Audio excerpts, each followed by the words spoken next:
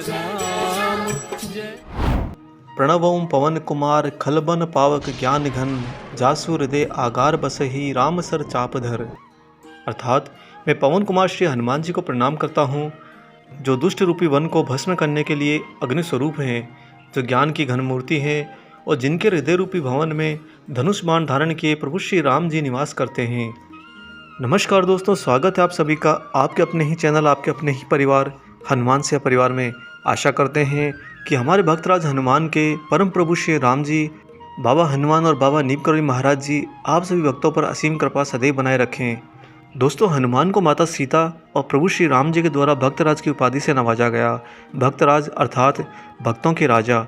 यूँ तो युगों युगों में अनेकों भक्त हुए, कभी पराकाष्ठा को छूने वाले प्रहलाद हुए, तो कभी परम प्रतापी रावण भी भक्त हुआ, और कभी तो स्वयं विष्णु ही नारायण स्वरूप में नर नारायण के साथ तपस्यारत हो गए। भक्ति की कोई सीमा नहीं और भक्ति का कोई माध्यम नहीं। मनुष्य से लेकर पशु पक्षी जीव जंतु चींटी सभी भक्ति में रत हैं। पहाड़ से लेकर बड़े बड़े दानव भी भक्ति करते हैं, और यहाँ तक कि प्रभु श्री राम के भाई भरत से बड़ा कौन भक्त होगा।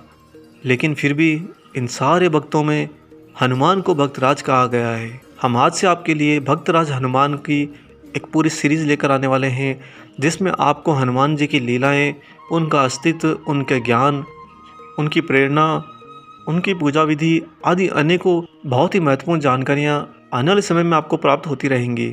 अगर आपको वीडियो देखते हुए वीडियो अच्छा लगे तो वीडियो को लाइक ज़रूर कर दीजिएगा, और ज़्यादा से ज़्यादा वीडियो को लोगों तक शेयर कीजिएगा, साझा कीजिएगा, ताकि सभी तक प्रभु श्री हनुमान जी की भक्ति में रस कथा अवश्य पहुँचे।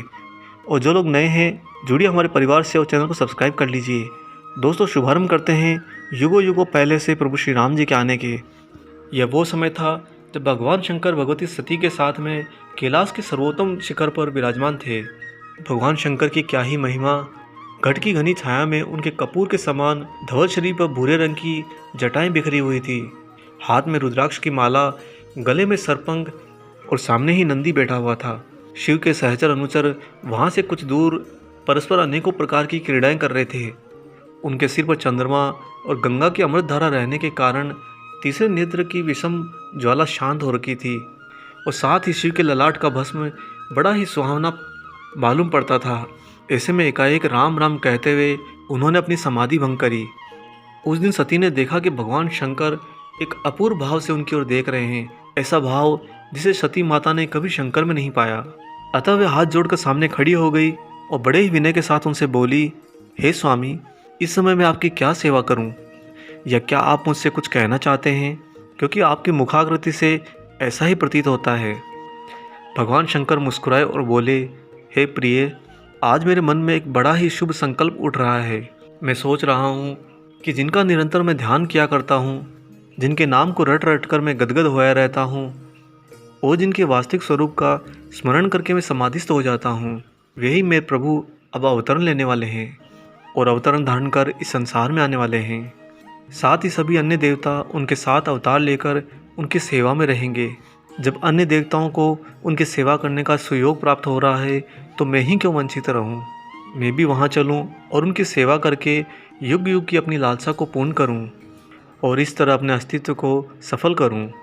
भगवान शंकर के मुख से यह सुनकर माता सती सहसा यह सोच न सकी कि उस समय क्या उचित है और क्या अनुचित है। उनके मन में दो तरह के भाव उठ रहे थे। एक तो यह कि मेरे पतिदेव की अभिलाषा पूर्ण होनी चाहिए, और दूसरा यह कि साथ ही मेरा उनसे कोई वियोग ना हो। अतः कुछ सोचकर माता सती ने कहा कि हे प्रभु, आपका संकल्प बहुत सुंदर है। जैसे मैं अपने इष्ट देव आपकी सेवा करना चाहती हूँ, ऐसे ही आप भी अपने इष्ट देव की सेवा करने को आतुर हो रखे हैं, परंतु वियोग के भय से न जाने मेरा हृदय कैसा हुआ जा रहा है।